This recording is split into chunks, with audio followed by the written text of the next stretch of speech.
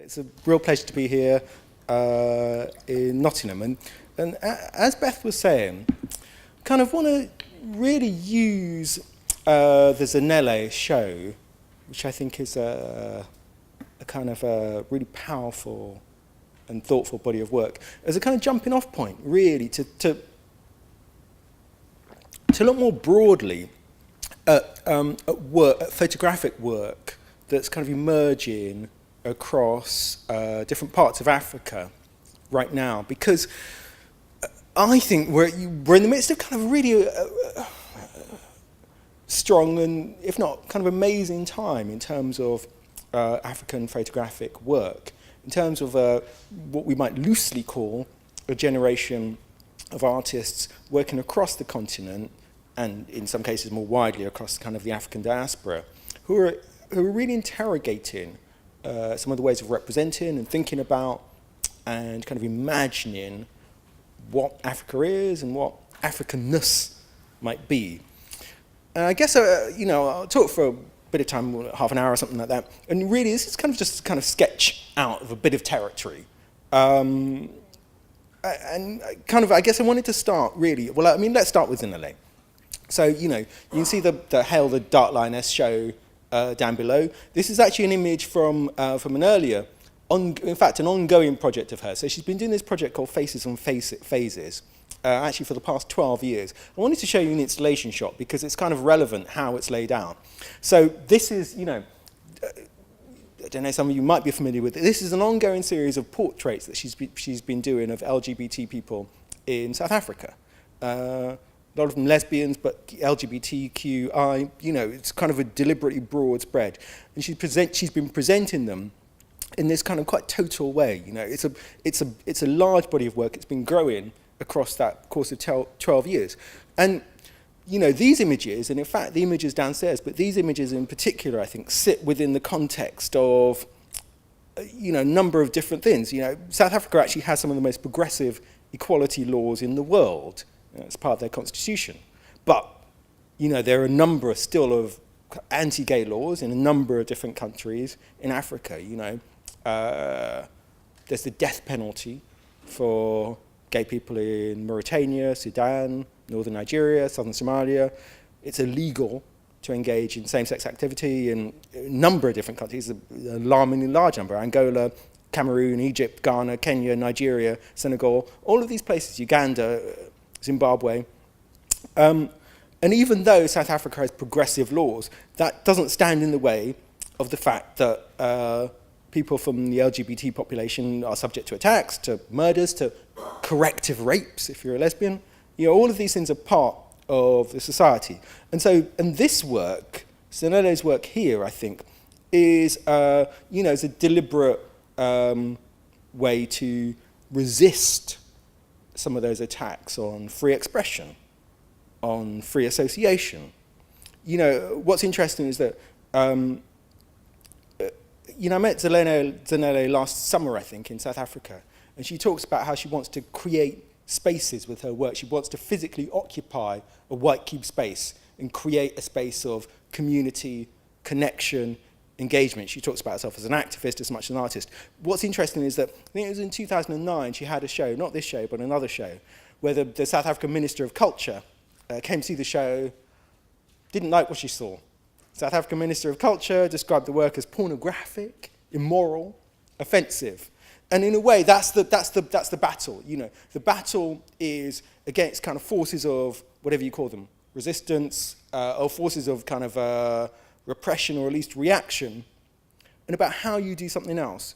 So she talks about creating these spaces. And Zanele actually says, I always think to myself, if you don't see your community, you have to create it. And that's what we see here. We see a willed desire to create community, to create affinity by individuals, out of individuals who individually perhaps are under attack. So what's happened with this Phases and Phases show is that some of the people that she's documented over that time are no longer alive. Some of them have been killed, some of them died in different circumstances. So it's a kind of real situation that she deals with. What I find heartening and interesting is that Zanele is not alone as a photographer that's exploring some of this territory. And even in countries where same-sex activity is illegal, you also see work that I think is extraordinary that way. Actually, let me just show you. These are a couple more of... I wanted to just look through a couple more Zanele photos just because I think they're an interesting contrast to the Hail the Dark Lioness images downstairs, which we see as very, self-portraits, very constructed. These are all deliberately very naturalistic images, of men and women. And again, this sense of creating community, of shared affinity, I think, comes across. But like I said, Zanele is not the only person working in this territory. She's not the only person in Africa doing so. Like I said, I'll kind of just go through a few different photographers, but I want to touch on for a moment kind of a young photographer who's working in Ghana at the moment called Eric Gyamfi. I'm actually due to, in fact, as a consequence of doing our exhibition, Africa's State of Mind, which I'll come to in a bit, I'm going to talk to him tomorrow on Skype, and I haven't talked to him before, but I like his work. I like his work because, again, as I said, although same-sex activity is illegal in Ghana, Eric Gyamfi's work is attempting to not necessarily do the same thing as Zanele. Zanele describes herself as an activist. And I think Eric Gyamfi isn't necessarily, I don't think he regards his work as making an explicit political point. Obviously, the context for the work and for the images he creates is exactly this situation of where same-sex activity is not tolerated or is less officially tolerated. But I think he's very interested in how you can normalize activity. If queerness is kind of demonized, described as abnormal, as aberrant, as abhorrent, his reaction is to say, actually, look, let's create, in fact, images of ordinariness, images of connection, images of community. He talks about how he wants to create images that are mundane, that are about everyday life, that are about complex identities that come together to make us who we are, based out of the ordinary details of this life. So to create these images, these images I'm showing you are part of a series called Just Like Us, which he took over the course of a year. And to get these photos, he basically just, embedded himself with different groups, with different individuals, different communities, friends of his, and he spent weeks and months without taking any photos. He spent time just living with people that he knew, people he didn't know, all in order to say, look, this is what Just Like Us means, in the context of a society which in some ways spends some time demonizing otherness, insisting that if you're non-binary, if you're non-straight, that takes you to a place that is wrong, other, dark, different. So his project is about legitimizing through imagery. And I find both of these artists, Zanele and Eric Gyamfi, I think really interesting at the moment against that background, but because also their response is primarily through artistry. These Eric Gyamfi images, they are kind of informal, they're kind of open, they seem quite cheerful, but also they're beautiful photos. They're black and white photos, but they're kind of striking. He finds ways to capture moments of whatever we call it, joy, grace, beauty, any of these things. And in total, I think what you see kind of in kind of microcosm here, and in Zanele's work also, is to some extent a kind of small rewriting of some ideas of Africanness. I don't want to overstate a thing and insist that Africa is all about homophobia, because it's not, because these pictures tell a lie to that, in fact. But what I'm interested in is photos or imagery, I guess, and artworks and artists that are interested in, I guess, in breaking out of some notions, of some fixities of how we might imagine what Africa is, how we might imagine Africa for them. By background, my family's from Ghana. I spent a few years there when I was a kid. I go back there every now and then. And, Ghanaians pride themselves on a few things, pride themselves on family, pride themselves on tradition.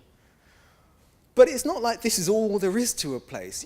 Like, look, any of us will know this. You know, you come from one place, you go to another. And when you go back to that place, you're always aware of the ways that narratives exist on several different levels. So people always tell themselves, oh, you know, Africa, the extended family, tradition, we love all that. That's all good. But it's not like that doesn't define everything about the place. And what I find interesting about these works is that this isn't an attempt necessarily to offer a counter-narrative, simply to suggest that more than one state of being can exist simultaneously, can exist in more than one way. And I think that's an important position that Eric Jaffe offers, this notion of just like us. Actually, look, ordinariness can exist in a number of different forms simultaneously. And that insistence on simultaneity, I think, is important. And it's one of the things that I'm interested in. It's one of the things that I'm sort of interested in currently exploring. As Beth said, I've been working on an exhibition that will be on here at New Art Exchange in September. It's called Africa State of Mind. And I think what prompted me to think about that show and start to put together this show is because I'm interested in artists who have a deliberately subjective, deliberately individual take on what Africa can mean. And I kind of just want to share some of the thinking and some of the works in that show and some of the things that have been going through my mind. And it might just be helpful.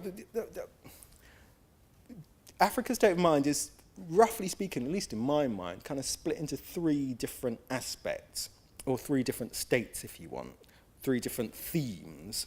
One of which is about zones of freedom, which we might see here, for instance, in this sense of creating spaces of individual and collective community where people can be free to express themselves in ways they want. I'm also interested thematically in what I just kind of described as inner landscapes. That is, artists whose work offers a kind of romantic, personal, even psychological sense of being in terms of their encounter with Africa. And as a third element to the show, been exploring works that explore the physical city, the kind of modern cosmopolitan city. And I'll go through certainly a couple of those for each area. You know, we've been talking a little bit about, I guess, what I call zones of freedom here. But I want to come to, in that same territory, actually, in terms of zones of freedom, I want to come to a different photographer called Atipatra Ruga, who actually, interestingly, who's going to be in this show here, but also has got a solo show in London. Actually, has that been announced yet? I don't know. It's a secret. But anyway, he's got a solo show in London in October at Somerset House. Now, Zanele, some of you may be aware, so Zanele has been a kind of breakout star in international photography over the last few years. She's been shown all over the world. Her work has a remarkable intensity to it. Atipatra Ruga, I think, is certainly kind of major younger artist in South Africa. He's a kind of photographer and a performance artist. But really, I think his main thing is he makes new myths. And he's one of a handful of photographers, of artists, especially working in South Africa today, who are deliberately using myth as a contemporary response to the history of South Africa, as a contemporary way of understanding post-apartheid Africa, and as a way of grappling with, I guess, the present tense of history, you might say. I'll show you a couple of the images in a moment. This is actually one of his images. As well as performing, as well as making photos, he also makes tapestries and rugs, and this is one of them. And this is, so it's kind of a hand-stitched tapestry, but it speaks to a particular myth that he's conjured in his work. So this is part of a body of work called The Future White Women of Azania. And that's a body of work where he turns his attention to an idea that actually came out of the kind of apartheid era, or it came out of African resistance to apartheid. So in 1965, the Pan-Africanist Congress came up with, or appropriated, the name of Azania to signify a sort of ideal of a decolonized future state of South Africa. South Africa kind of free of colonial oppression. It would be Azania. Azania would be a place of freedom, a place of kind of liberation, and so on. So this was apartheid era, African resistance struggle, notion of freedom, Azania. Patra Ruga has kind of run with that concept, but he's taken it in a different direction from kind of resistance movements of the 60s and 70s and so on. His Azania is a place of personal freedoms, is a place of personal liberations, is a place that's free of fixities, of hierarchy, but also of gender.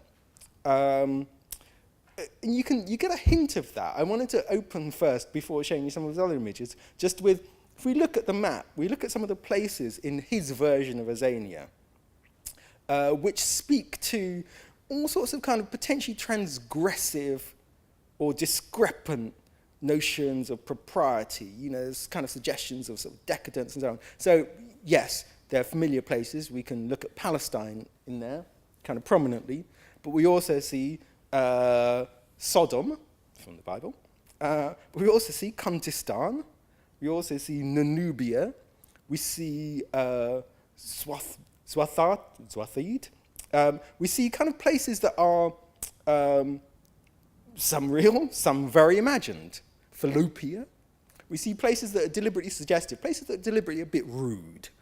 The point is, here is a land where that mixes up all sorts of references to kind of pre-colonial, colonial, biblical, simultaneous with the kind of improper, the kind of lewd, the kind of sexually suggestive. All of these things are in play in his version of Azania.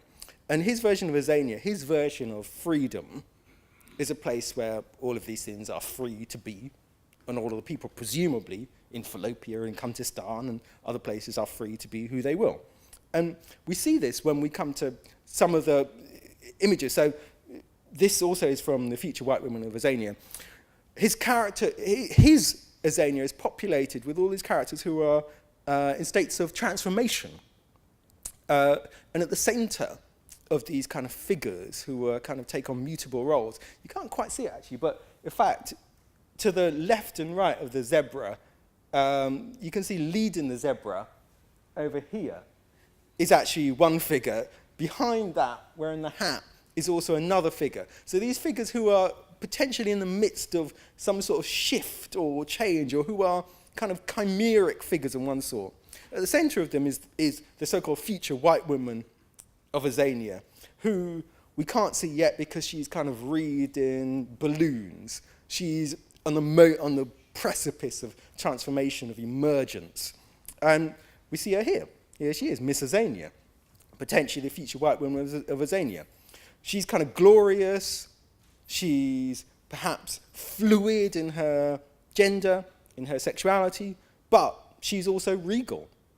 She's also in the midst of a fabulous kingdom. She's also sitting on a throne. She's also within Africa. She's also looking beyond Africa in terms of making connections with other kind of figures of kind of fluid gender, possibly around the world. So she's a kind of fabulous figure who makes reference to Rococo, makes reference to pop art, but she's not a kind of flippant figure. She's not a figure without a politics. There's something going on here. So this figure, the future white woman of Azania, Miss Azania,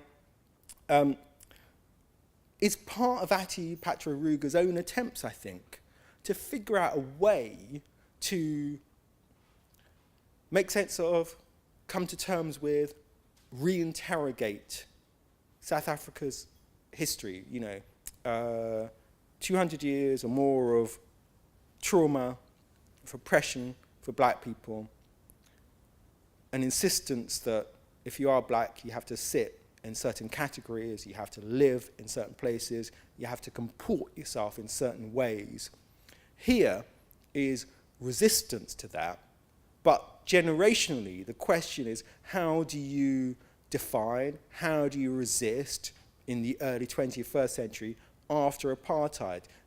His struggles are not the struggles of his parents' generation. His response to that, his cry for freedom, his version of Azania is perhaps not what his parents' generation would have envisaged. But the answer for him lies through art. It lies through an embrace of the impossible. It lies through transformation towards another, or perhaps perpetual transformation, perpetual moving forward, perpetual fluidity, rather than anything else. But still, there's a sense that the past and context is with us, but the answer for him as an artist is to go further into art, to go further into fantasy, not as escape, but fantasy as a way to understand, to engage, to interrogate. I want to show you another artist who's kind of working in a similar way, another South African artist, called Marisa Bandung. So Marisa Bandung she works in photography and sculpture. And she's been, for a number of years now, she's been working with this image that we see here, this kind of sculptural image, which actually references her kind of alter ego. So she has an alter ego that she creates in sculpture that's based on her own physical form, called Sophie. This is Sophie. Sophie's a domestic worker. She's a maid. And, you know, for many women in South Africa, across a long period of time, domestic work was one of the, you know, more viable options available under the apartheid system. So Sophie comes out of a long history. But Sophie is also as a figure who allows herself to dream. And in Sophie's dreams, and in the myths and the new ideas that Sophie allows herself the freedom to conjure, Sophie begins to take on different roles. Sophie begins to occupy different positions. And obviously in doing so, in Marisa Bandung's work, we see an exploration of construction of identity, a look back into the apartheid era, a questioning of where the role of women stand in post-apartheid South Africa. We see stereotypical constructions or contextualizations of the black female form. But we also see this urge towards freedom. So one of the things that Marisa Bandung does is re-envisage Sophie in a number of different characters and positions. So we see Sophie as a Victorian queen riding a horse. We see Sophie as a kind of military leader leading soldiers. And these images, these constructions of Sophie are not accidental. On a personal level, Marisa Bandung, her dad was in the army in the kind of, not entirely sure which decades, but her dad was in the army. It's my understanding, I think he potentially abandoned the family as well. Essentially, her background, her personal story mirrors the story of many people of her generation. Her parents grew up under apartheid. Her parents effectively were kind of split up by the system of apartheid. So she grew up, brought up by her mother, brought up without a male presence, brought up with strong female presence, but also with an understanding that male presence, despite its kind of cultural insistence on primacy, isn't necessarily the place to be relied on. So she grew up with the skepticism, let's say, about male presence, about masculinity, and a faith in female strength, even if women were forced through less choice, into domestic labour. So her mother, and her grandmother both worked as domestic servants. So Sophie doesn't come out of nowhere. But what's interesting is that Sophie isn't confined either by her past or indeed even by her dreams. So Sophie also goes through an active transformation across the course of Marisa Bandung's work. To the extent that if you follow the evolution of Sophie, what you actually see, we've kind of almost come to the end with Sophie, but what you actually see is the blue dress that we see here begins to take on aspects of purple. So you can see that in the kind of underskirt. And what happens over time is that Sophie transforms from Sophie the maid into Sophie, it's even hard to say exactly what she transforms into a sort of demon god figure.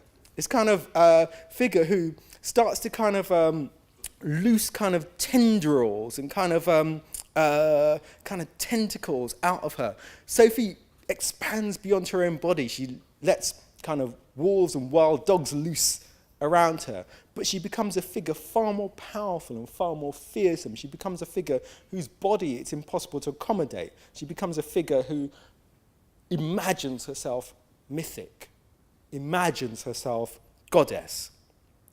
Through myth again, she finds freedom.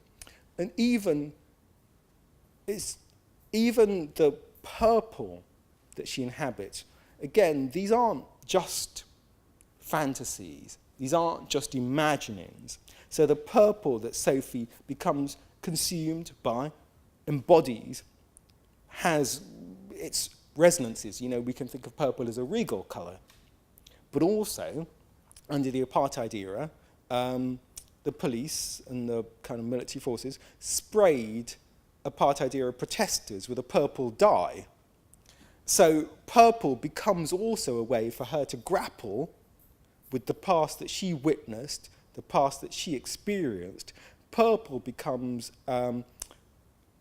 what was potentially another form of tyranny in terms of the colour purple, becomes for Sophie an embodiment of her personal possibility, of her personal power. All of these things make me think of, I guess, a question. You know, what does it mean to dream up a vision or a version of Africa? I said at the beginning that I was thinking about this show, Africa State of Mind, across three areas: zones of freedom, which we've been talking about with work like this, but also, let me move on to kind of inner landscapes, I might say. And really, all I mean by that, when I think about that, and these are kind of helpful signposts for me in thinking about my own show, but sort of interested in artists whose work doesn't necessarily run to the mythic in the way of Ati Pacharug or Marisa Bandung, but whose work is personal, but personal and strong enough and poetic enough, I suppose, to still connect beyond the merely private. This is an image by a Kenyan photographer called Mimi Chirono Ngok. And she has taken photos across a number of different countries and locations: Dakar, Accra, Berlin, Abidjan, Kigali, Nairobi, Johannesburg. But looking at these works, it's very hard to say where any of them are actually from. We can recognize perhaps some elements of physical Africanness here. You know, if you've been in an African city, you might recognize the redness of the road, the kind of unpaved nature of it, the red earth, the exhausted palm trees, even that particular light that emerges just before 6 o'clock, kind of equatorial Africa, you know, it goes dark at 6, goes dark at 6:30. So you get a little magic hour for about half an hour when everything starts to become a little radiant. And you can see something like that in this image here. But geographically, who's to know where any of these places are?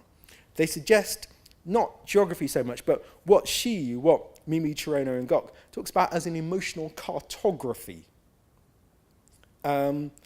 These are about kind of liminal states. They're neither dusk nor dawn. They're full of her own visual elements in terms of the body of work that she created. These are all images from a body of work called Everyone is Lonely in Kigali. And even that title speaks of memory and nostalgia, desire, loss.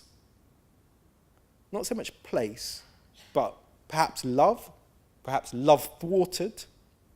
Who's to say? Perhaps the heat of the tropics or the cool of the beach and the sea. They're hints, they're gestures, they're private, but they kind of make sense in a public way. Even though they're about absence as much as presence, they're also about a rendering of Africa. They're also about Africa as another set of possibilities. They're also about how do we represent a country, a continent, sets of people. How do we do that in ways that are non-didactic, in ways that perhaps even are beyond strict rationality, in ways that are romantic, in ways that are poetic, in ways that can connect, irrespective of whether we've ever trodden down a street like this. So these works seem to me quite powerful works because they, again, are about the kind of primacy of artistry as a way to understand physicality, as a way to understand history, memory, place. And they all offer a reading, or a rereading, if you want, of what it can mean to be African. And this, I guess, in fact, these works, I think, these Mimi Chirona and Gok works, actually were some of the original impetus, I think, why I wanted to do this show. Because it seems to me, in broader terms, really, that photography is, as a medium, is an especially significant, especially resonant one when it comes to thinking about the African continent. I think photography is the art form that more than any other has framed our Western understanding of the continent. You know, we can think back to the colonial era. We can think back to ethnographic or anthropological images of Africa and notions of the kind of native and the primitive. And think even further back to the German philosopher Hegel, who talked about Africa as a place enveloped in the dark mantle of night, its people only representative of natural man in his completely wild and untamed state.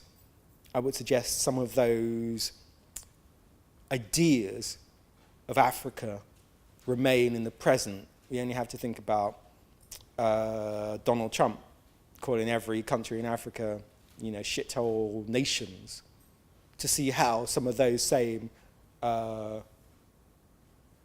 prejudgings, some of those same prejudices remain to this day. We can think of TV reports of the African continent, of war, of famine, of Live Aid and Band Aid, and children with flies across their faces. All of those are visual representations of the continent. And in that respect, photography has played, I think, a significant role in framing our understanding of the continent.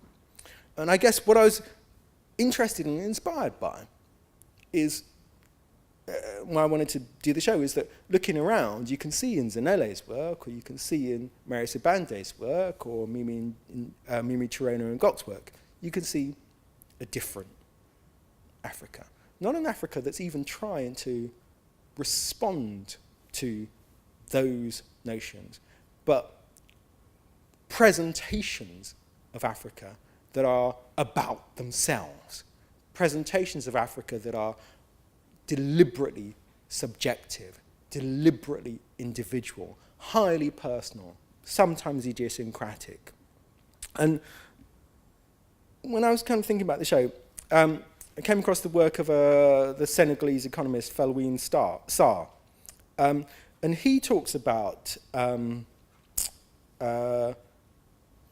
his work as an economist and a kind of philosopher, he speculates about a new Africa that's being conjured into existence, not by kind of economics or anything, but by artists, by thinkers, by cultural actors, He speculates that if Africa is going to redevelop itself into the future, the answer doesn't lie with kind of neoliberal arguments about GDP and so on.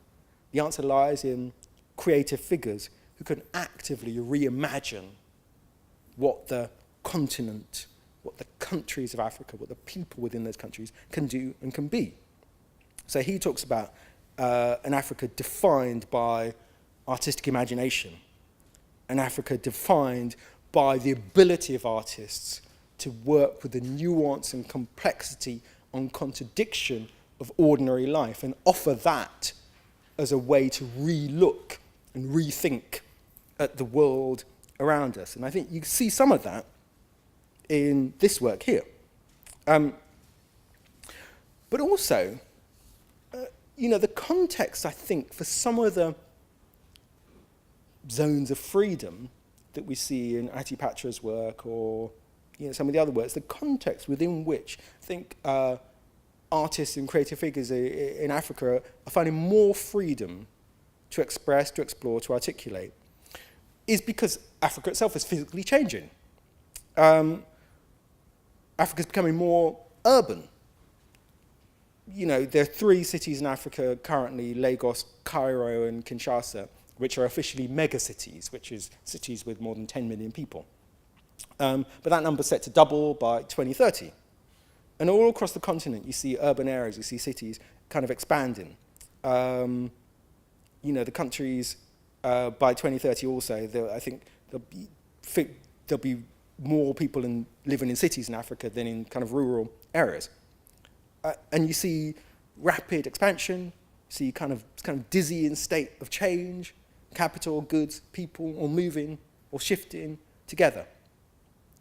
I'm interested in this also as an experience. I'm interested in how that sets a context for creative work. And I think that informs some of the creative work we've seen to date. But there are also photographers who are looking explicitly at that urban condition, or that condition of urbanization, I should say.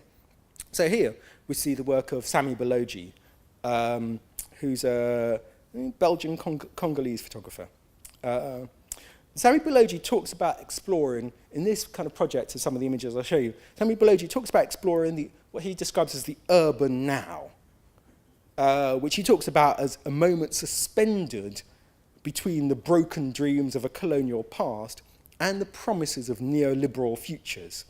What he means by that, I think, is that as elsewhere on the African continent, Congo, and he's been taking photographs in Congo, the cities in Congo are kind of emerging and transforming in a couple of different ways. You can see the sort of urban dreams of a new Congo coming alive, and that coming alive is often actually only manifest in the form of billboards and adverts like this, which kind of conjure these, which kind of suggest these kind of new gleaming cities, on the kind of model of Dubai or other kind of thrust-in kind of metropolis of the kind of global south. And Sami Balogi is interested in these kind of dreams and desires of kind of newness and new metropolitanism, but he's also interested in the context against where Congo is right now. So you see both dreams and desires, but also some of the reality of the fact that urban spaces are falling into disrepair, the state hasn't got the resources to adequately create or keep up the infrastructure of expanding cities. So you get cities that are disconnected, you get echoes of modernity falling into play beside sites of kind of disrepair. But I think one of the things that his work touches on is the fact that although you get this collision of a kind of either colonial past or a kind of a post-independence phase of modernist architecture, simultaneous with this kind of state of dilapidation, this doesn't mean an end. What you actually see are residents kind of engaged in inventing new social spaces, in trying to bypass, get round, create new methods of living and working, new dynamisms. It's important not to get too utopian about that, but within the sprawl of the city, you see new ways of kind of living, organising, new social positions, new patterns, new possibilities. And what you also see in the city, I think, is a sort of collapse of some of the hierarchies and traditions that historically perhaps defined some aspects of African society. So you see demarcations of ethnicity, of language, of familial hierarchy. You see these blur, you see these shift. You see hybrid states come into being instead. Hybrid cultural forms of music, of fashion, of media, of cuisine, of dialogue, of language. You see a kind of free-form hybrid city instead. And this is, I think, to some extent, what contemporary Africa looks like. Whether that's urban or indeed sometimes rural, what you have is places, not necessarily a whole continent, but certainly places within that continent that are shifting, that are in flux, that are open to change and open to possibility. And one of the things that I think is fascinating is the fact that photographers, let's take them, photographers are some of the people who I think are most adept at articulating that change, either as a kind of personal response, either as a new state of imagining, or just on a very quotidian level in terms of actually looking at physically what's going on. We see that a little bit with Sami Balogi, but I'm going to sort of finish in a moment just with one other photographer, Emmanuel, Andrea and Jaffe. But also, I guess, and so Emmanuel, Andrea and Jaffe is, she's actually originally from Madagascar, but she moved to Dakar in Senegal in 2011. And she moved there because her husband moved there, and she'd been working before that as an engineer in Paris, actually.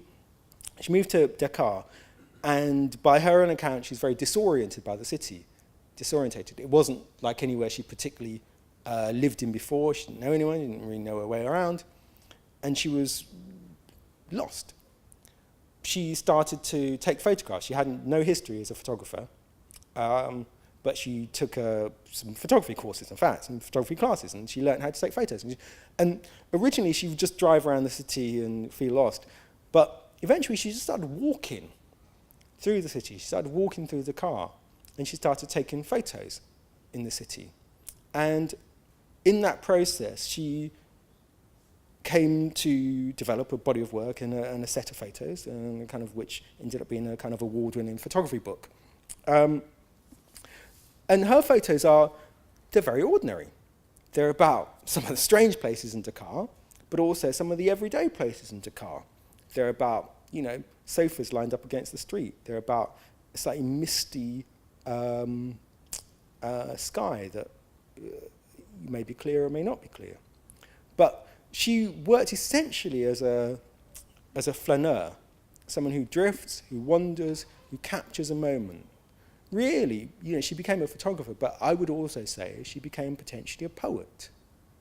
She became someone who could grasp at the everyday and find in the ordinariness of that something extraordinary, something beautiful, something delicate, something fantastically ugly even. And it seems to me that this is one of the things that makes photography coming out of Africa particularly special at the moment, that we see all around us an environment that's in the midst of change. We see potential for disorder in that. We see people left behind in all sorts of different ways.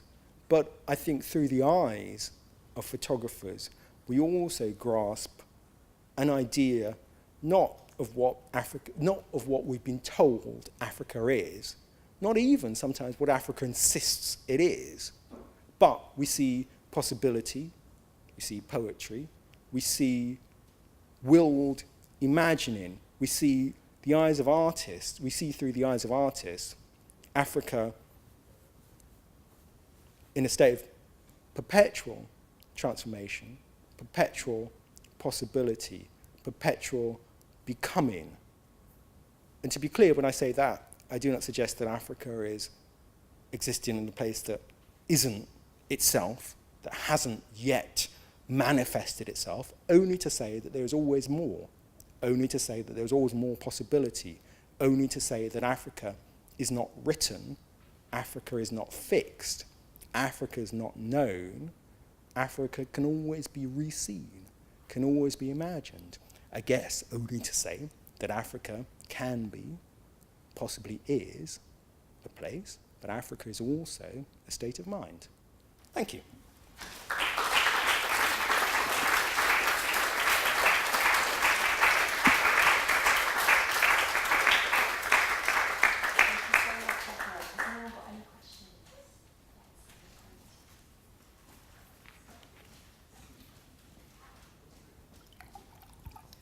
Thank you very much. Really enjoyed your presentation and your talk. The thing that came to my mind is it's kind of referenced in your title, but also then in terms of the notion of Africa itself and the homogeneous nature of, the talk about Africa. And obviously through what you're doing in terms of the show that you're potentially putting together, breaks that down through the photographers in terms of their respective countries, but then in terms of the communities and the individuals that they choose to take images of. So I think historically and modern times as well, this idea of Africa as a continent without the individuals, that's probably part of the problem, why we've always perceived it and perceived Africans as being this homogenous people, and without the individual identities and individual representations that we know that they have. But historically and contemporary-wise, I think that's probably part of the problem. I don't know what you kind of think about. Yeah, look, I think you make a really good point. How you title these things is a vexed issue.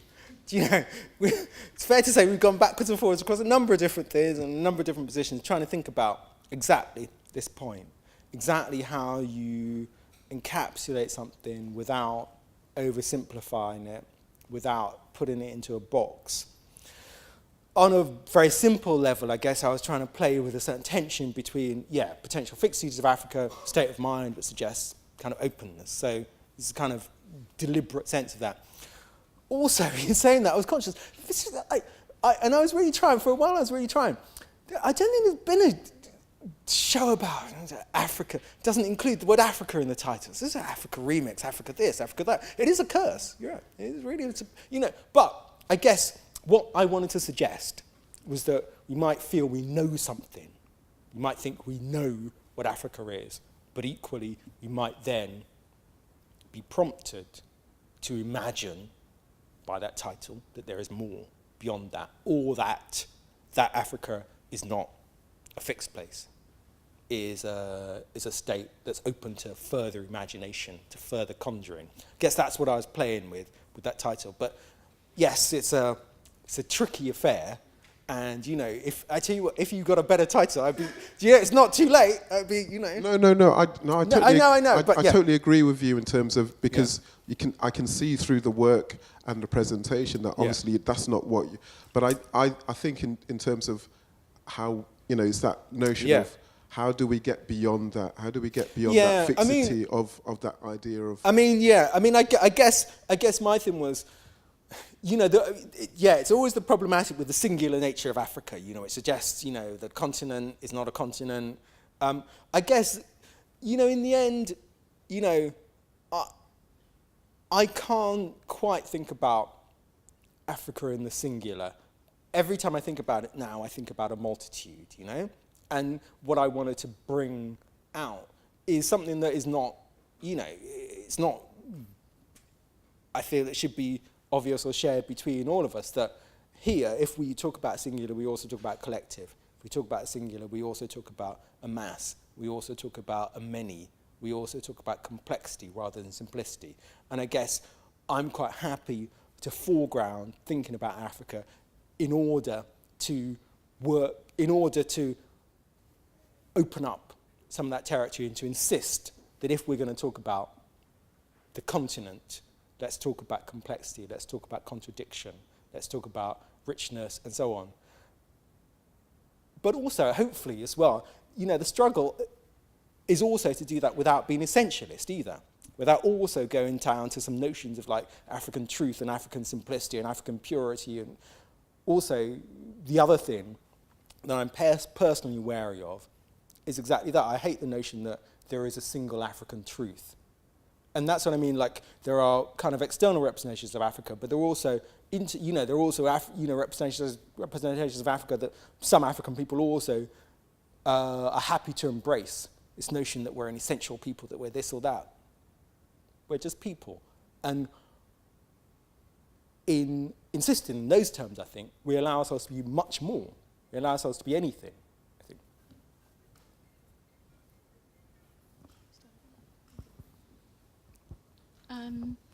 Yeah, I just recently found out that my son, who's going to be 17 in 2-3 weeks' time, was called and ribbed about having a third nostril that could smell chicken, and called chicken-loving, blah, blah, blah. Various things have come to me. I've raised 3 black children in this country since the 90s, early 90s. Mm-hmm. And I experienced racism that was much more overt. But this racism, I mean, I wouldn't even call that subtle, actually. It's not subtle, is it? But this kind of, there's 2 things. What I want to say, what I wanted to ask is, the question is, how do we permeate this in this realm, in this intellectual realm, in these exhibitions, in these beautiful buildings? How do we change those notions that are so, systemic, endemic, entrenched, that are affecting our children, that shouldn't be affecting our children, and affecting our culture's mental health?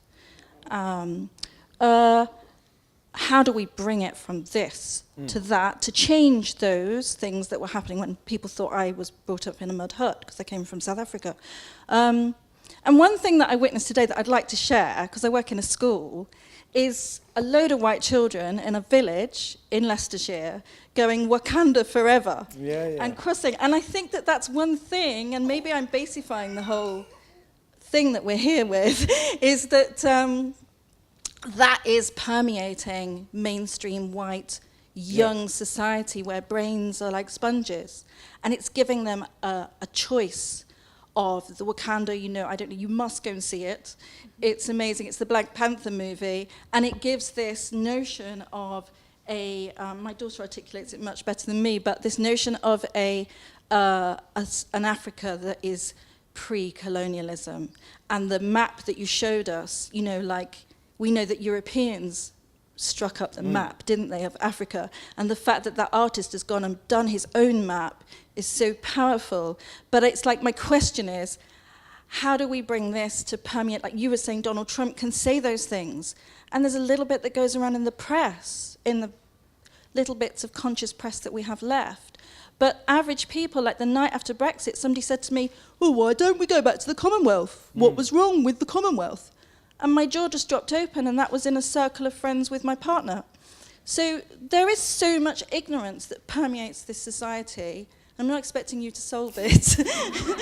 But is that a clear enough question? I know I've gone round and about. Well, it's a sort of vexed question, isn't it? Look, I tend to think that the times we're in right now are kind of extraordinary in a few different ways. I think for people of colour, I think this is a time simultaneously of high visibility. We can look at Obama or indeed Black Panther. Or, in fact, we can look at Steve McQueen or Zadie Smith or, any number of different people, or Sadiq Khan, actually. High visibility, but also a time of high vulnerability. We can look at, this kind of growing list of African Americans shot by police in America, through to people abused in the streets post-Brexit, and so on. So there's a couple of things happening.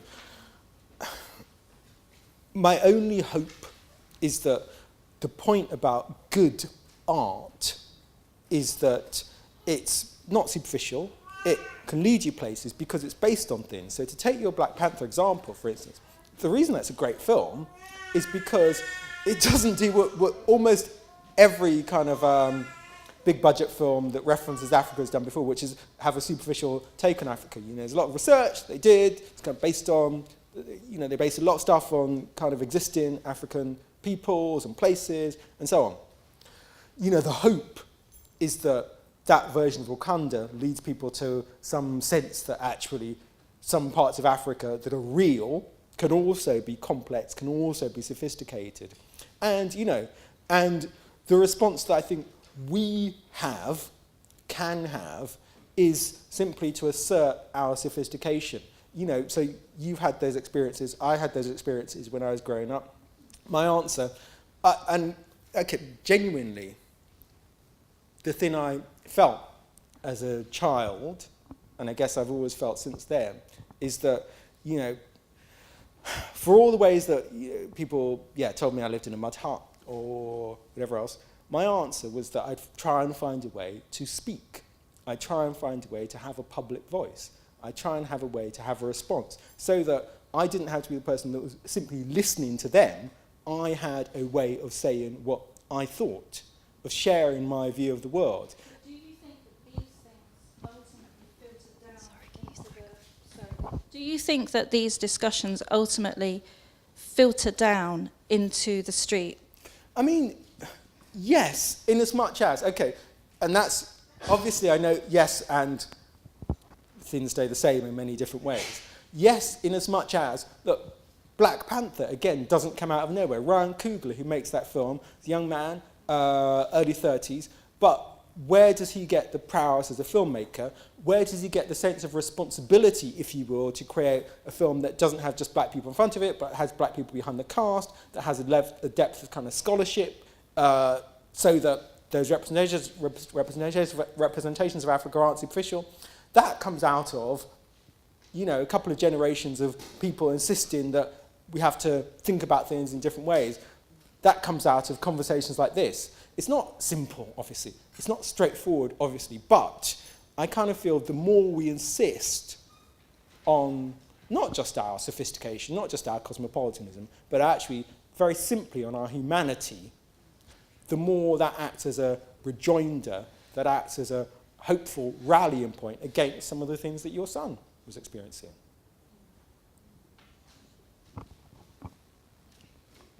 Thank you. I was quite struck by a couple of things in your presentation. The point about the images which have created our prejudgments about Africa and how our understanding of Africa has been formed through image making. And also the point about was it the South African culture minister? Yeah. And I wondered whether the artists that you've discussed do have a feeling that there are two audiences or two ways of reading, and how the global North and the global South, and how they negotiate that. Yeah. That also is a good point. So actually, to take the Zanele example, so as I was saying earlier, and you know, as you'll experience from looking at the work, she's sort of been very successful but very forceful presence as an artist. So she describes herself as an activist first, before being an artist. But it's very interesting when you see someone like her, how she comports herself. So, and you know, don't think I'm giving anything away, but so, you know, I have conversations sometimes with different people who run kind of art spaces and galleries, and I've had conversations with one or two of them where they when she cropped up, they kind of frown and shake their heads like, it's very difficult, you know, it's very difficult to deal with and so on, you know. And they talk about these kind of experiences of trying to grapple with Zanele. When you hear it from her point of view, it's really fascinating because she knows that and she's very deliberate about that. So she'll come into a space and she'll have a whole team with her. So when she arrives, it's not just her, there's like 30 people behind her. And that's not an attempt to be, it's not like a posse thing. It's like, how do we occupy the space? How do we radicalize the space? How do we ensure that the white cube becomes a space that has to be receptive to people of color or to people of, you know, LGBT identities? How do we do that? It's by physically occupying that space, by insisting on being seen, by insisting on being heard, and then by making work that continues to underscore exactly that point. One of the issues that affects people of colour is simply about visibility. We're often rendered invisible. Women experience the same thing in different ways, in similar ways, which is that, outside of white male gaze, there's a notion that somehow we are not just other, but secondary, that we are beneath sight. So one of the ways that an artist like Zanele, or indeed Ati Patra, it's not coincidental, he's a performance artist as well, one of the ways that they handle that is by performing their identity, by insisting on being as visible as possible. Not by being clamorous and loud, but by simply insisting, by simply asserting their physical presence. And that's one of the ways, and that's what I mean, you can feel that with Zanele's work. You don't have to meet her, but you can feel that with all of those works. I mean, how many self-portraits are down there?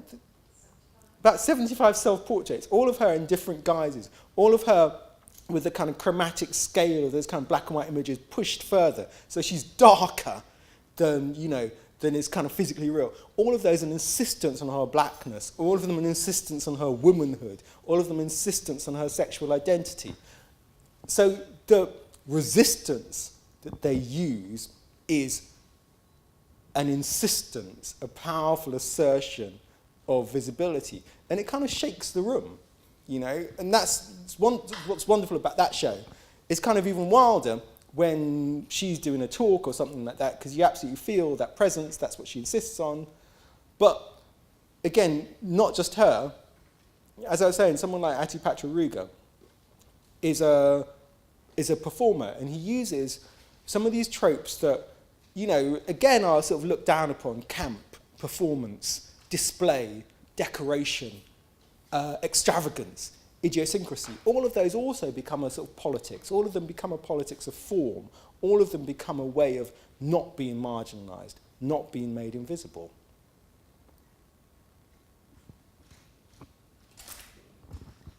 First, thank you for your talk. That was amazing.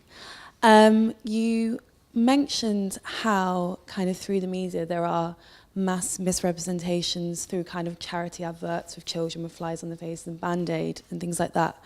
But kind of on the opposite end of the spectrum, through things like world music and even fashion, there's a real exoticism of Africa. And how do you think about people kind of accessing that art, that kind of music, and this real ultra exoticism, like what the kind of positives but also limitations of that are as well?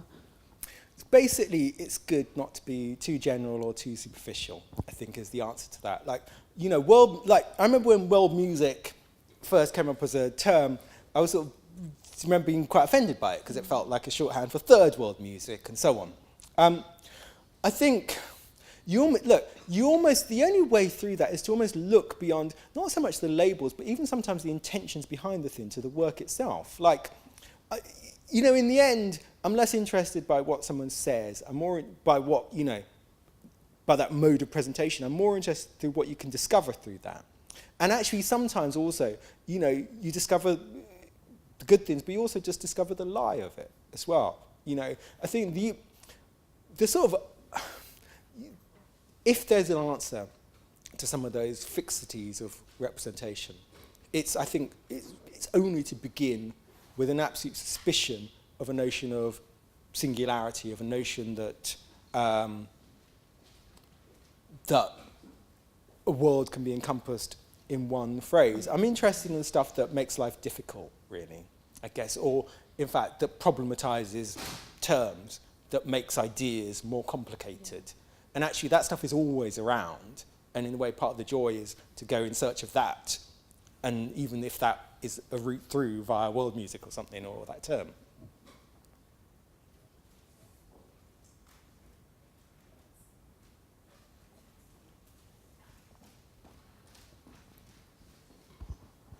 Okay, I'm not trying to problematize, but you said a little bit earlier that we occupy space. And sometimes I want to turn that on its head and say space occupies us, because space is omnipresent. It's everywhere. And because space is everywhere, it gives us a connectivity as people, as human beings. And I know there's a lot of difficulty with the word essentializing, but often in terms of looking at Africa, in the words of Ben Okri, is that Africa is in each and every one of us. So it's not to say Africa is essential in that context, but it's a recognition of how, in the way that we've looked at Africa, it's often been in a way that's neglected its contribution. I'm not looking at it as a geographical space, because even if we look to anthropology, we look to the development of the human being, which often has been denied of Africans, is that we're having to reassert our humanity at a time when the oppression of people that often would be kind of considered as being African. And what people are forgetting is that the African in themselves, each and every one of us in this world, because of the nature of space, and space and its omnipresence, have Africa in them. But somehow they're not recognizing that kind of celebration of our humanity in ways which actually can help us to think about the world in a different way, not a world of strife, but a world of compassion. And it's really to love each and every aspect that's really part and parcel of us. And I think what's coming through in the photographs and the pictures that you've shown is that message, is that communication about really loving each and every single part of how it is that we represent ourselves in this world. And that can't be missed from the things that have been shown. But it's to turn things on its head and not say that we occupy in space. We're not invaders of this space. We are here because of that space. We have come out of the void to be the people who we are. And space is in each and every one. That same space, wherever we look in the world, is part and parcel of us. Because if it wasn't there, we'd all be flat. Everything in here would be flat. Every single one of us in here is not a solid being. We're made up of holes. We're holy people. And that space it envelopes us and gives us sustenance. And it's somehow we've got to start thinking about being in that space in a different way. Because if we think about space in that different way, it shows us our connectivity rather than where it is that we're operating and behaving like if we're in strife. And your pictures speaks to our humanity. It speaks to our connectivity. And it speaks to us operating in the space that we are in, really in a different way. Because if we don't, I think that's the danger of how this world begins to disappear. Thank you. Did you?